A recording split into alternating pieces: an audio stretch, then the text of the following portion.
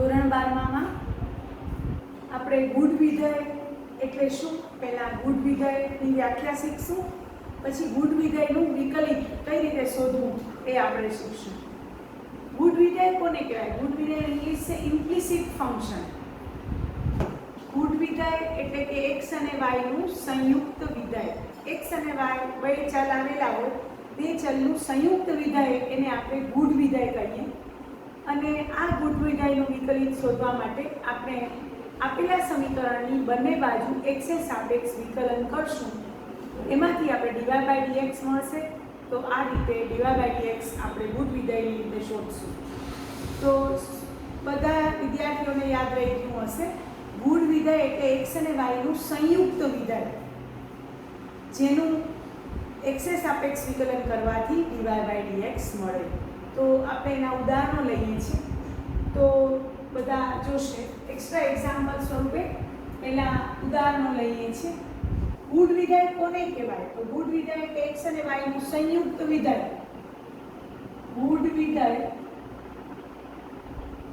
એટલે કે x અને y નું સંયુક્ત વિધેય એને ગુણ વિધેય કહેવાય. હવે એ ગુણ વિધેયનું મારે જ્યારે વિકલન કરવાનું છે ત્યારે બંને બાજુ x એ સાપેક્ષ વિકલન કરતા ખાસ લખી અને આગળ વધવાનું રહેશે. ધારો કે મારી પાસે એક્ઝામ્પલ છે, x ઘન વત્તા y ઘન બરાબર 3axy.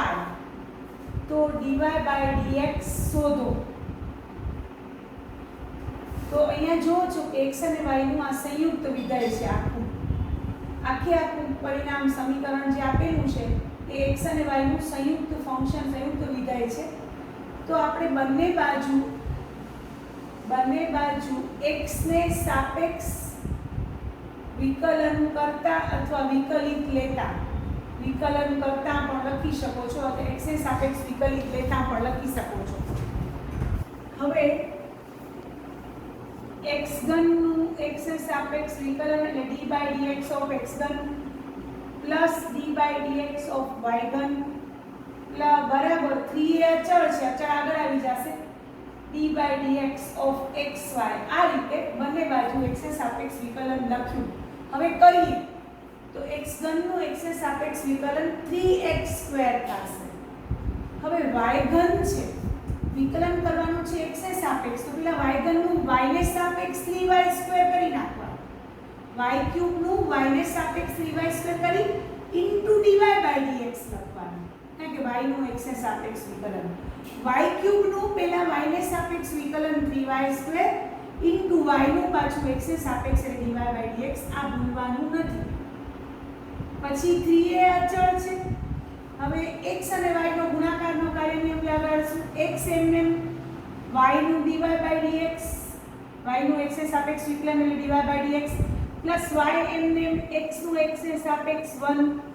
આ રીતે ગુણાકારનો કાર્ય નિયમ આપણે વાપર્યો. x એમએમ ઇન્ટુ y નું વિકલન dy/dx plus y MM into x નું વિકલન x એ સાપેક્ષ dx/dx. હવે આખા પરિણામમાંથી 3 નીકળી જાય છે અને dy/dx વાળા પદો એક બાજુ રાખશું અને dy/dx વગરના પદો બીજી બાજુ. એ રીતે ગોઠવણ કરશું. પહેલા 3 આખામાંથી કાઢી નાખીએ છીએ, a વડે ગુણી નાખ્યા જમણી બાજુ, ax dy/dx plus ay dx/dx એટલે 1, dx/dx એટલે 1. હવે dy/dx વાળું y² આ બાજુ પદ છે, y² dy/dx. આ બાજુ માઈનસ ax છે, આ બાજુ આવી ગયા પ્લસ ax હતા, આમાં એટલે માઈનસ ax થયા. dy/dx વાળા બે પદો ભેગા રાખ્યા અને એના સિવાયના બીજી બાજુ લઈ ગયા. ay એના સિવાયનું છે ને x² આ બાજુ લઈ ગયા. તો આ રીતે આપણી પાસે dy/dx બરાબર ay minus x² upon y² minus ax મળે. તો આ રીતે ગુણ વિધેયનું વિકલન આપણે કરતા શીખી રહ્યા છીએ. x અને y નું સંયુક્ત વિધેય એને ગુણ વિધેય કહેવાય. અને આ રીતે બંને બાજુ x એ સાપેક્ષ વિકલન કરવાથી dy/dx મળશે. હવે નેક્સ્ટ બીજો એક્સ્ટ્રા એક્ઝામ્પલ કરીએ છીએ.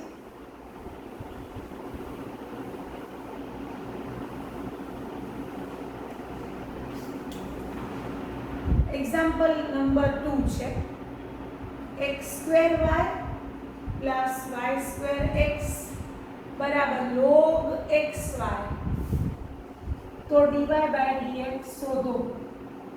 x અને y નું સંયુક્ત વિધાય છે, ભૂત વિધાય છે. લખવાનું બંને બાજુ x ને સાપેક્ષ વિકલન કરતા. આ વાક્ય લખવું જ પડશે, બંને બાજુ x ને સાપેક્ષ વિકલન કરતા. હવે પેલા d by dx of x² y plus d by dx of y² x બરાબર d by dx of log of xy. તે આ રીતે લખ્યું. હવે x² y છે ગુણાકારના કાર્ય નિયમથી થશે. x² એમને y નું dy by dx, y નું x ના સાપેક્ષ વિકલન એટલે dy by dx plus y એમને x² નું x ને સાપેક્ષ વિકલન dx by dx into x² d by dx of x². હવે અહીંયા વળી y² into x ગુણાકારમાં છે. y² એમને d by dx of x plus x એમને d by dx of y². x ને સાપેક્ષ જ વિકલન કરવાનું છે, યાદ રાખવાનું. અને log xy નું વિકલન, log xy નું 1/xy, કારણ કે log u 1/u, log x નું 1/x, તો log xy નું સાંકળ નિયમ આવશે અહીંયા. log xy નું 1/xy ઇન્ટુ બાજુમાં xy નું વિકલન ગુણાકારના કાર્ય નિયમ. હવે આપણે અહીંયા પણ આગળ વધીએ છીએ. x² dy by dx plus y dx by dx of x² એટલે 2x, x² નું વિકલન 2x, પછી y² એમને dx by dx એટલે 1 પ્લસ x એમને y² નું પેલા 2y, y² નું y ને સાપેક્ષ 2y into dy by dx. અને અહીંયા 1/xy આગળ. હવે આનો ગુણાકારના કાર્ય નિયમથી x એમને y નું dy by dx plus y એમને x નું x ને સાપેક્ષ 1. હવે dy by dx વાળા પદો એક બાજુ લઈ જઈએ છીએ અને dy by dx વગરના બીજી બાજુ. એક i નું dy by dx વાળું પદ, બીજું i નું dy by dx વાળું પદ, ને ત્રીજું આમાંથી મળશે 1/y, કારણ કે x સુધી જશે એટલે. તો x² plus 2xy minus 1/y into dy by dx બરાબર. હવે આ xy આને ગુણશે એટલે 1/x પડ્યા હશે. અહીંયાથી આ 2xy આવ્યા અને અહીંયાથી આ y² આવ્યા, minus 2xy minus y² આવ્યા. dy by dx વાળા પદો એક બાજુ અને dy by dx વગરના પદો બીજી બાજુ કરી અને પછી dy by dx ને સૂત્ર કરતા બનાવ્યો. તો 1/x minus 2xy minus y² upon x² વત્તા 2xy minus 1/y. હવે આને સાદું આપો, લસા લો, x વડે ગુણો. 1 minus 2x²y minus y²x by x છેદમાં x²y plus 2xy² minus 1 by y. હવે y by x ઉપર લઈ લેશું તો ફાઇનલ આન્સર આવશે dy by dx બરાબર y by x આગળ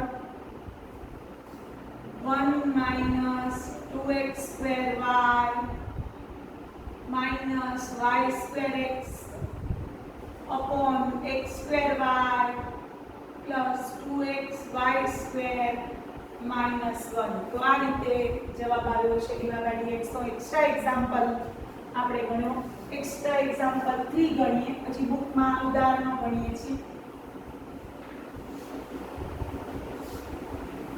ગુણ વિધેયમાં સાંકળ નિયમ પણ ભેગો આવે છે, કારણ કે y² નું વિકલન તો y ને સાપેક્ષ પેલા 2y કરીને into dy by dx કરવાનું છે. log xy નું વિકલન તો 1/xy કરી અને into d by dx of xy એ રીતે કરવાનું છે. તો example number extra example number 3 આપણે કરીએ છીએ અને ઈ છે x plus y બરાબર sin xy. Example number 3 x plus y બરાબર sin xy તો dy by dx શોધો.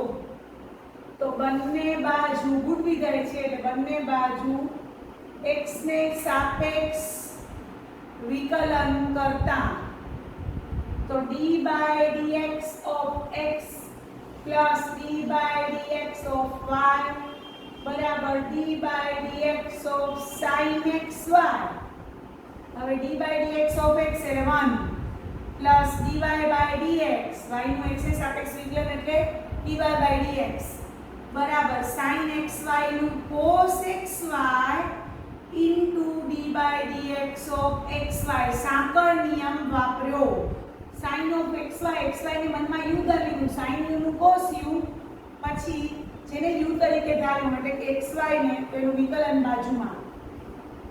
તો cos xy આનું વિકલન ગુણાકારના કાર્ય નિયમથી x એમનેમ y નું dy by dx plus y એમનેમ x નું x એ સાપેક્ષ 1 યાદ રાખવાનું છે આ બધું. હવે dy by dx વાળા પદો એક બાજુ, dy by dx વગરના બીજી બાજુ. આ dy by dx વાળું એક આવ્યું 1 minus x cos xy into dy by dx. નિશાનીની ભૂલ થવી જોઈએ નહીં. હવે y cos xy એટલે y cos xy આ બાજુ છે ને 1 ઓ બાજુ જશે એટલે -1 એટલે dy by dx મળશે આપણે y cos xy minus 1 by 1 minus x cos xy. તો આ રીતે આપણે 3 એક્સ્ટ્રા એક્ઝામ્પલ ગુડ વિદાયના કર્યા અને dy by dx મેળવતા શીખ્યા. હવે આપણે ઉદાહરણ એટલે આપણી બુકના ઉદાહરણો લઈને આપણે આગળ વધીએ છીએ ગુડ વિદાયના વિકલનમાં.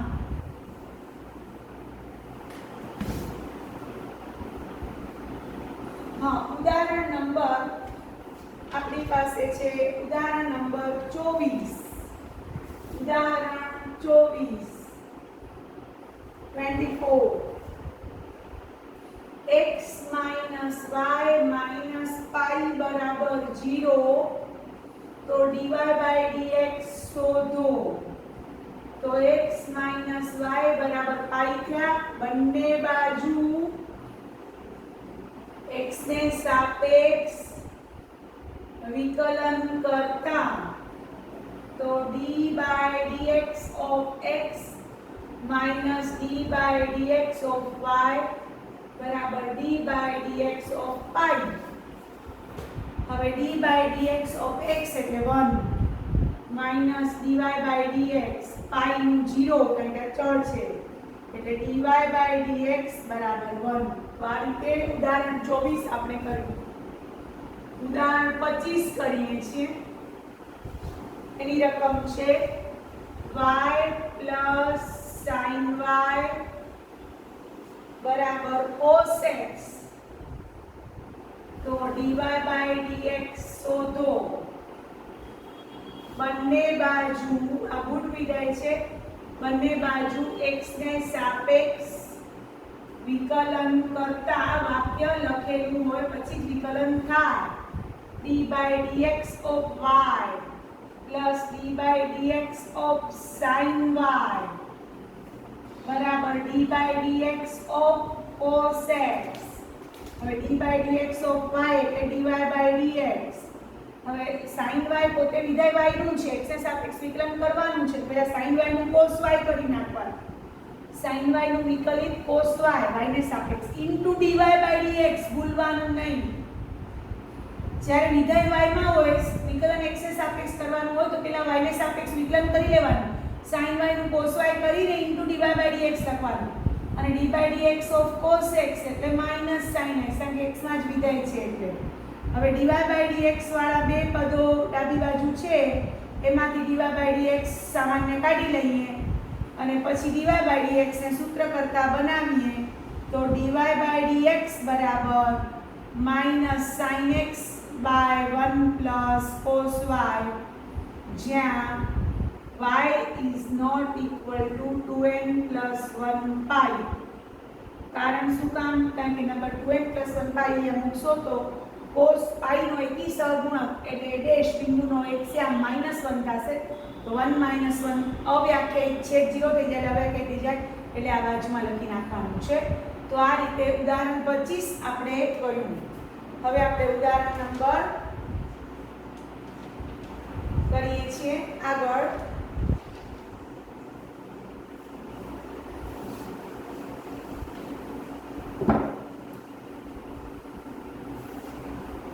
હવે એક્સ્ટ્રા એક્ઝામ્પલ 2 કરીએ છીએ ઉદાહરણ તો પૂરા થઈ ગયા છે તો એક્ઝામ્પલ 2 આપણે એક્સ્ટ્રા કરી લઈએ હજી જેથી ગુડ વિધાય તમને બરોબર સમજાઈ જાય ગુડ વિધાય બરોબર સમજાઈ જાય હા sin x plus sin y બરાબર sin બરાબર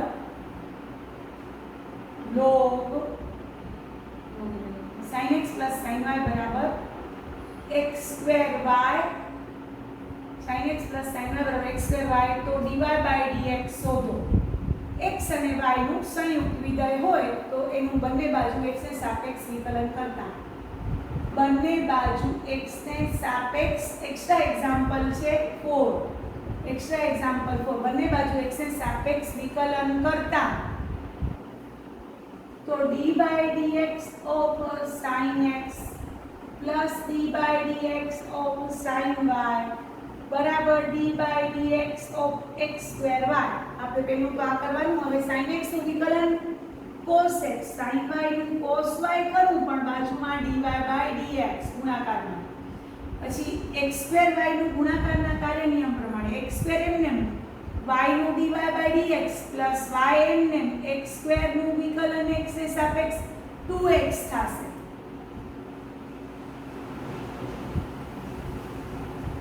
તો cos x plus cos y dy by dx બરાબર x square dy by dx plus y into 2x હવે dy by dx વાળા પદો એક બાજુ અને dy by dx વગરના બીજી બાજુ એટલે cos y minus x square into dy by dx બરાબર 2xy minus cos x એટલે આવશે dy by dx બરાબર 2xy minus cos x અંશ અને છેદમાં cos y minus x square તો આ રીતે આપણે ગુડ વિધાયનું વિકલન કરતા શીખ્યા તમને મારો વિડિયો પસંદ આવ્યો હોય તો લાઈક કરજો શેર કરજો અને મારી ચેનલને સબસ્ક્રાઇબ કરજો થેન્ક યુ વેરી મચ